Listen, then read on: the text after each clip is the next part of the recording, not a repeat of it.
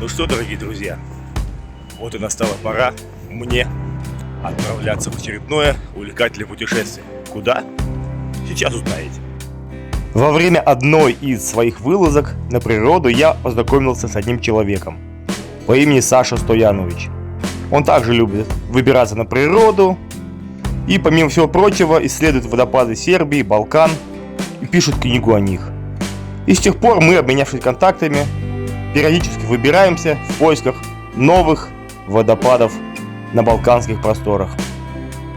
Сам Саша проживает в городе Ужице, что на западе Сербии. Именно туда я и держал свой путь.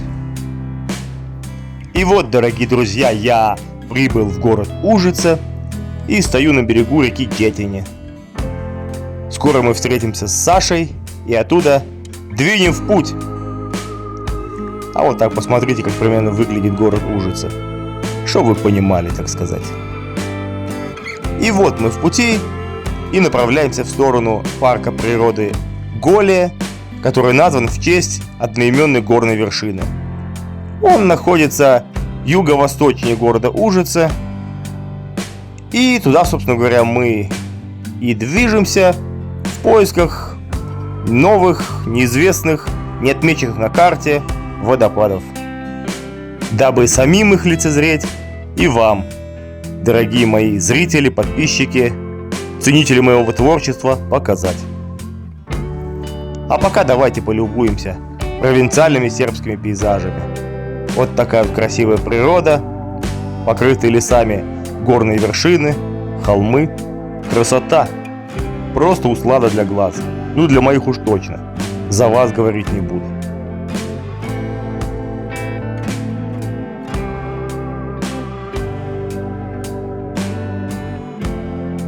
Вы только посмотрите, дамы и господа, какая красота вокруг, какие скалы, какие вершины. Просто шикарно. Саша сказал, что слева от нас протекает речка Моравица, которая, судя по всему, впадает в реку Мораву. Большую вот эту реку, которая в свою очередь впадает в Дунай, насколько мне известно. Вот так вот. Наш путь будет пролегать через городок Иваница, расположенный в этих краях. И вот, собственно, мы едем по улицам этого города. И вы имеете возможность посмотреть, как выглядит сербская провинция, как выглядят провинциальные сербские города, городки, села. Вот примерно так, как на экране. Как есть, так и есть.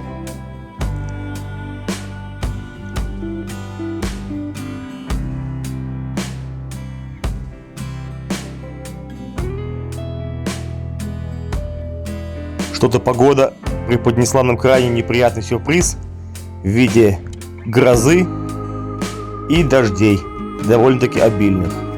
Но разве ж нас, истинных любителей приключений, это остановит? Да нет, конечно же. Едем дальше, несмотря ни на что, невзирая ни на какие преграды. И вот мы прибыли к месту, где находится первый водопад.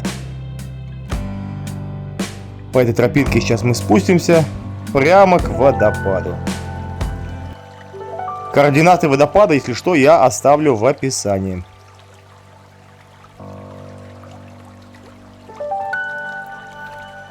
Уже слышно, как шумит река.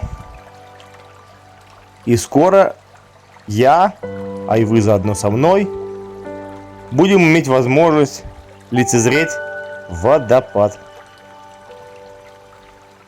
Вот эта речка Студеница. В честь нее, кстати, назван монастырь. Один из известнейших в Сербии православных монастырей. А вон там мы можем видеть уже водопад.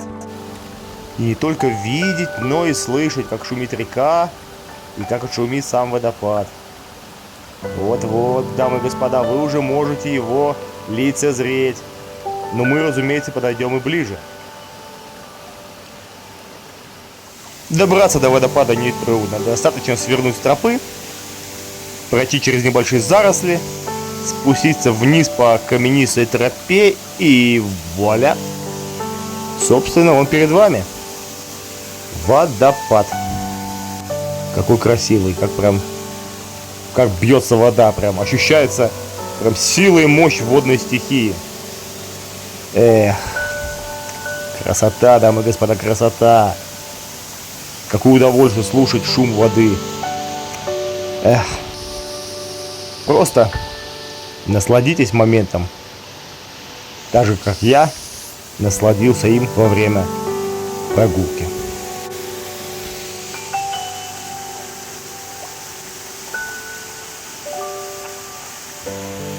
Восторг души.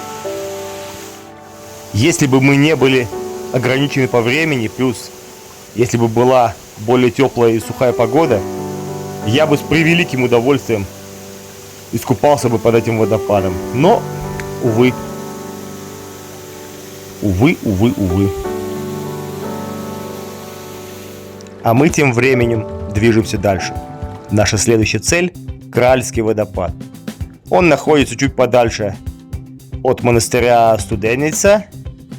И, как сказал мне Саша, добраться до водопада не так-то просто, потому что тропа до него заросла, плюс по пути придется несколько раз переходить реку. Ну что ж, это таки будет интересная авантюра. Вот мы проезжаем мимо монастыря Студеница. К сожалению, нет времени, чтобы посетить монастырь. Надеюсь, что приеду в следующий раз. А мы идем вперед, навстречу авантюре. Нас ждет испытание. Вполне возможно, что к моменту, когда мы прибудем к водопаду, уже стемнеет. Но это проблема вполне решаемая. Я взял с собой фонарик. Да и в целом это будет интересный опыт. Никогда не занимался поиском водопадов в темноте. И вот, добравшись до нужной точки, мы оставляем машину и спускаемся вниз по тропе. После дождя мы видим туман, который взошел над вершинами, что придает пейзажам дополнительный шарм и красоту. И теперь наша цель — дойти до водопада.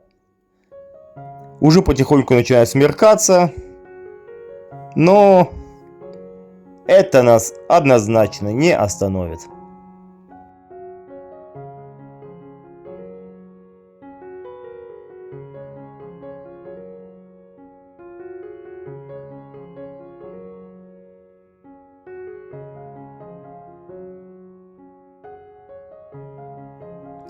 Что ж, делюсь с вами красивыми видами, красивыми пейзажами. Потому что делиться с людьми красотой в какой-то степени мое призвание жизненное.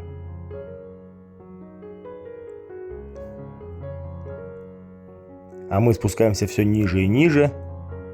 Соответственно, река все ближе и ближе. А значит, ближе и ближе и наша заветная цель — Кральский водопад.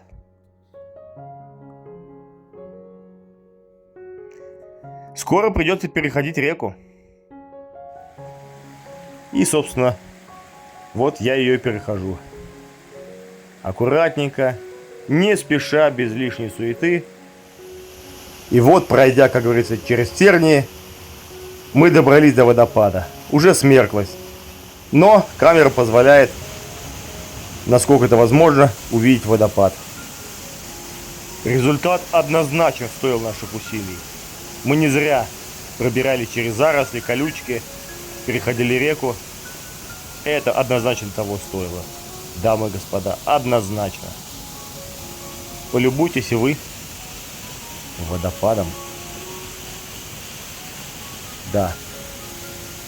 Конечно, в светлое время суток было бы лучше, но вышло так, как вышло. Что поделать. Леспоста, дамы и господа, леспоста. А тем временем приближается полночь. И все, что нам осталось, это добраться до места, где мы можем встать на ночлег. А завтра путешествие продолжится. Утро вечера мудренее. Итак, дорогие друзья, первый день увлекательного путешествия закончен. Сейчас я в палатке, готовлюсь ко сну. Продолжение будет завтра. Не переключайтесь.